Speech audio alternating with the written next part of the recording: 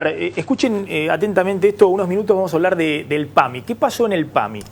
Yo pedí la denuncia porque quería hablar con Carlos Ragazzoni, que es el titular del PAMI. Gracias por venir. Vi la denuncia, es impresionante en este sentido.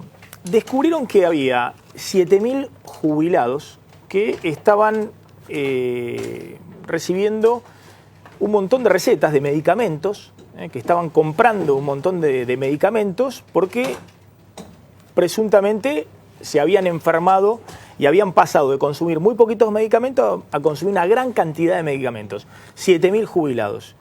El problema es que fueron a investigar y esos jubilados ya estaban muertos.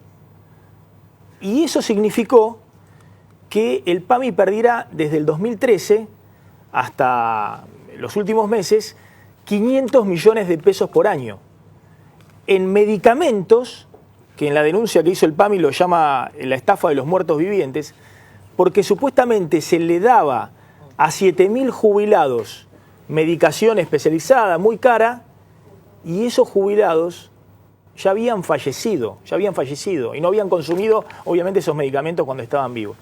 Bueno, ¿es así? ¿Esta maniobra involucra 500 millones de pesos por año en los últimos 3 años por lo menos? Por lo menos 500 millones de pesos por año, como bien dices, Maxi. Yo cuando me vine a subir en el PAMI, el presidente Macri me dijo, anda a fondo con la corrupción y procura el mejor servicio para nuestros abuelos y los jubilados y los afiliados al PAMI. Cuando empezamos a ver el gasto en medicamentos, en este momento en el PAMI es exorbitante y empezamos a ver las causas y ahí aparecieron informes de auditoría que ya se le venían entregando al instituto reiteradamente, denuncias que habían ante la justicia de médicos que decían, a mí me están usando mi sello y mi matrícula para recetar remedios que yo nunca receté. Y algunas instituciones, algunas farmacias que el patrón de consumo veíamos que no tenía nada que ver con lo que una farmacia habitualmente puede vender.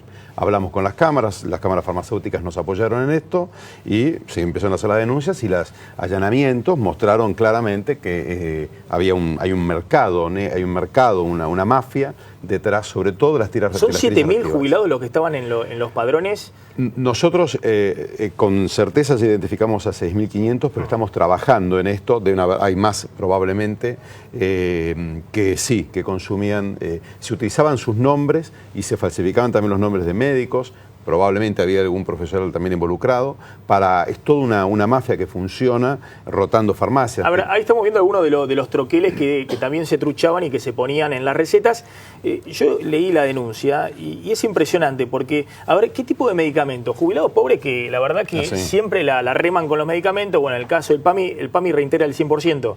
El PAMI la mitad de sus recetas cubre el 100% cuando hay razones sociales que lo justifican. Y cuando son medicamentos muy específicos para el jubilado. Bueno, es decir, jubilados que en su vida habían consumido muy pocos medicamentos, de pronto saltaba el consumo de esos medicamentos de esos jubilados. Justamente la cobertura del 100% en algunos casos fue utilizada para favorecer esta maniobra. Y entonces lo que hacían era, prácticamente se le robó al PAMI, esta gente le robó al PAMI más de 500 millones de pesos por año, falsificando recetas, robando recetas al instituto. Por supuesto, entrando en este mercado que existe de troqueles, este mercado negro de troqueles, y después esos medicamentos eran revendidos. Por ejemplo, encontramos el caso de un jubilado, una persona de más de 83 años, tuvo en estos años, y que compraba a razón de 33 medicamentos por mes en 19 farmacias distintas en 4 provincias, algo que es absolutamente ilógico. ¿Y esa persona encima estaba viva? No, esa persona había fallecido. Había fallecido, encima había fallecido. Exactamente, y casos como eso encontramos miles de casos similares, la mafia así actúan de esta forma. La verdad que es indignante por partida doble, por la estafa y el robo al Estado, por los familiares de las personas fallecidas que han usado sus nombres para confeccionar las recetas y robarle al Estado. Los médicos que han sido estafados en su buena fe, que han denunciado en el año 2013, hay una denuncia federal de profesionales que decían que se usaban sus sellos y sus matrículas para recetar. Por ejemplo, encontramos una matrícula de un médico que recetaba, en teoría, hacía 39.000 recetas anuales, cosa que es absolutamente imposible. A esa persona le estuvieron utilizando su sello. Te digo la verdad, lo que preocupa además es la organización que hay detrás de esto, la forma en que se movían nosotros, y que se haya desoído desde la institución los controles controles que el instituto debe hacer. Pensemos que el PAMI es financia el 40% de la compra de medicamentos en Argentina, es el financiador de la mitad de la salud en Argentina y atiende a la población más vulnerable, a nuestros mayores, a los jubilados, gente discapacitados, personas combatientes de Malvinas, con lo cual es una organización muy grande y que está obligada al contrario, el PAMI tiene que ser modelo de controles, de transparencia, de cuidar de la gente, de estar bien atento a qué medicamentos se están usando como corresponde y qué medicamentos están yendo al mercado negro, a estas mafias que los utilizaban, ¿no?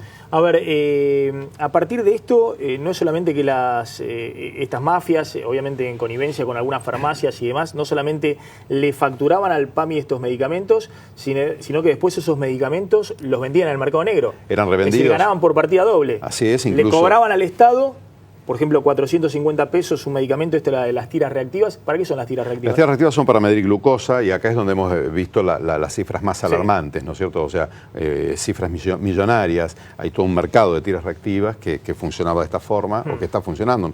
No sé, ahora está en manos de la justicia que investigue. Nosotros lo que sí estamos haciendo es poniendo controles muy estrictos y obviamente hemos recibido el apoyo de todas las cámaras farmacéuticas para trabajar sobre esto. Es decir, por un lado cobraban del PAMI. Así es. Y después los cobraban, reintegros. Y después facturaban en el mercado negro la venta de las tiras reactivas o de los medicamentos. Así es, y también en sitios, se usaba con sitios web, también hay toda una trama al respecto. Se vendían en Mercado Libre por ahí algunos de esos medicamentos después, en páginas de internet. En páginas, eso lo tenía que ser cual, en páginas de internet seguro y la justicia dirá dónde. A mí me parece, Maxi, que como dijo el presidente el otro día en su discurso inaugural, nosotros se encontró en el PAMI corrupción y despilfarro como en las peores épocas.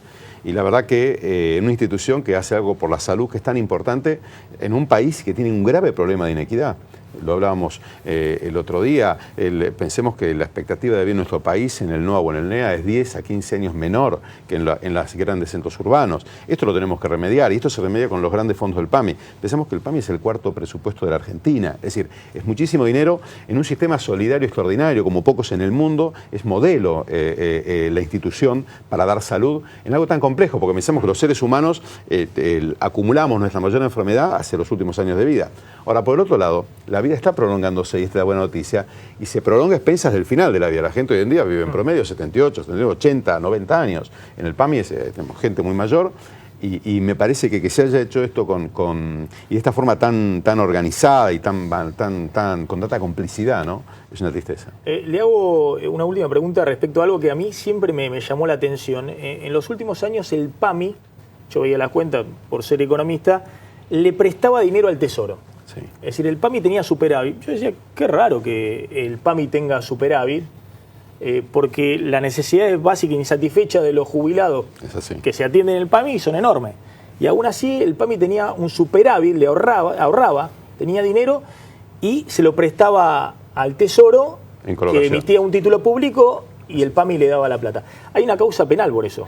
Hay una causa penal por eso, exactamente, la inició la doctora Ocaña, digamos, sería la única institución en el mundo que puede financiar la salud de los mayores y además ahorrar. En todo el mundo las instituciones que financian, como el caso del PAMI, que paga la salud y que da servicio de salud a la gente mayor, normalmente son al contrario, porque, como vos bien decías, la necesidad es inmensa y además con la prolongación de la vida hay que invertir en vida saludable, en mantener el cerebro en forma, el corazón sano.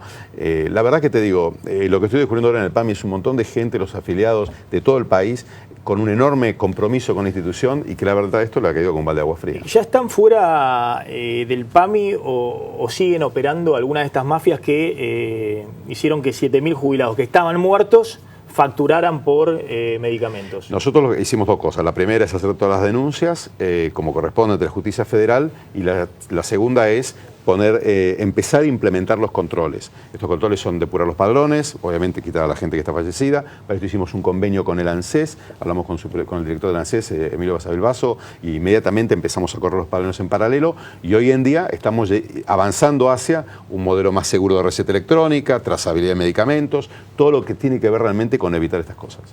Regazzoni, gracias. No, un gusto. ¿Se quiere meter en la discusión política? ¿O mejor se queda en el PAMI un poquito más tranquilo? En otro momento vamos a hablar un poquito de política.